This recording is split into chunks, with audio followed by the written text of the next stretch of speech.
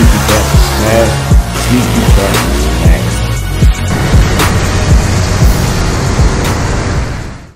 Alright, what's up everybody? Welcome back to the channel. So if you've been following the channel for a while, you know that over the summer this garage was so hot to work in because it's not insulated. Well, it's winter time and it is just as bad. I don't know what's worse, sweating or being really cold. I think sweating, because you could take off more layers of clothes and you could wipe the sweat off. You could take a break outside, go inside, but man, it is cold in here. So what we're doing today is I finally am putting some stock seats back in the Hellcat. Now, there's some different plans in the works for the Hellcat, and essentially I'm going to be switching out a lot of parts over the next few weeks, which is good. It gives us a lot of content, plus we are bringing a car in the garage to actually do a lot of mods to, so you guys should stick around because you're going to be really excited to see that. But today we're actually taking the Kirkies out.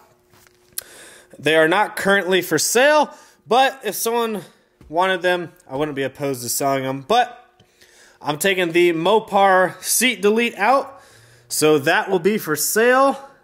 I'm assuming that's going to sell pretty quick because a lot of people are looking for those.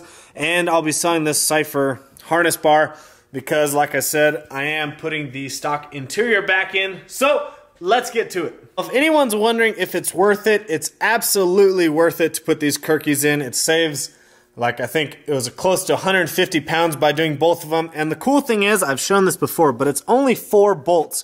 So you could literally put one or both of these in just to go to the track and then swap out the stock seats really easily. These seats just have 2 plugs underneath and then, like I said, the 4 bolts that go around. So they're super easy to swap in, and to save yourself like 150 pounds is a lot, especially with these big ass cars. And it would just be for the track, and that's probably what I should have done, but I kind of liked the factor of driving around all the time with them in, and they honestly didn't bother me because I don't drive the car that much anyways. But with putting the stock seats back in and some other stuff that's going to happen to the car, I'll probably honestly start driving it a lot more during the week. But so yeah, all we got to do is I just pulled the harnesses through, and so now we just got to take, I think it's, I can't remember, I think it's like a 3/8. Alright, I lied. These are actually a 10mm 6-blind bolt, but still super easy to get out. So another cool thing I just remembered is this weekend in Lubbock, there is a pretty decent sized YouTube channel coming out, Streetcar Video. Can't say where the meetups are. I don't even know where they are yet, but it's gonna produce some really good content. So it's Streetcar Video. You guys have probably seen him on YouTube. He's kind of like the 1320 of Texas. He does a lot of Houston street racing stuff, Oklahoma City, Dallas, and he's actually coming to Lubbock.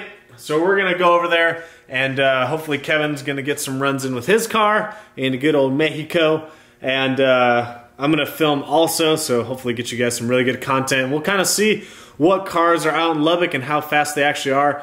I think Rigo's bringing his car out. Kevin's gonna bring his out. I'm not taking mine because I want to ride with Kevin and Rigo to get some filming. But it should be a really awesome time. Hopefully some really fast cars out and we get some really good content. You guys can kind of see just how fast these Hellcats are, because there's a lot of videos online, I think we've talked about this before, of claimed how fast Hellcats are, you know, 1,000 horsepower, 800 horsepower, whatever they are claiming, but they're not actually doing that well. And they're not that fast from a roll, but if they're built properly and tuned properly, they're really fast. But you gotta remember is, when this Hellcat, you know, like let's say my Hellcat, you know, 900 to the wheel horsepower, whatever it is, it's close to that. It's just an upper pulley, lower pulley E85 and a tune. You know, there's no exhaust, a straight pipe, there's no special exhaust. There's a little intake on there, but nothing crazy. Now you try and race a car that's the similar horsepower, like a Camaro or a Mustang. They typically have like a built trans or a built motor, or they have head work done. These are completely stock. Mine and Kevin's, including Rigo's, are completely stock bottom end, completely stock top end, a completely stock supercharger, completely stock transmissions, completely stock suspension. Like, they're just bolt-on, really basic bolt-on cars, and they do really well because it's such a big motor and they're supercharged from the factory. But still, you got to compare like this car just has really basic bolt-ons compared to another car which may have a built motor, built trans.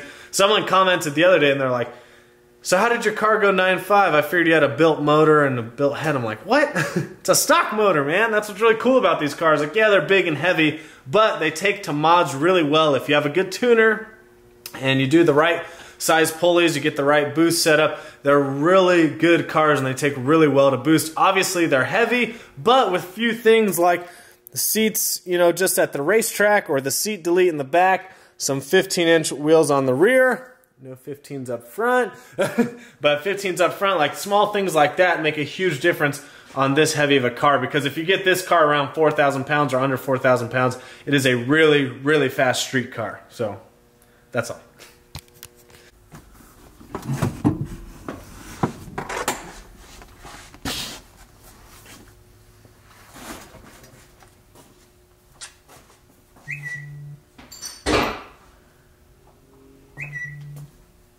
Alright, so the seats are out, and I have had a lot of people ask me how I got rid of the seatbelt dinging, and I tried to get rid of the airbag light, never got rid of that. But what I have here in this mess, this is actually a harness out of the seat that's actually coming for this car this weekend, and I've got the seatbelt actually plugged in. So I just have a false clip here. No actual seatbelt, but just the little clip part, and then it's plugged into the seatbelt, and all the sensors obviously run to the harness, and then this little cord you just have to ground, because this wire is grounded actually within the seat to a metal bracket, so you just need to re-ground it somewhere.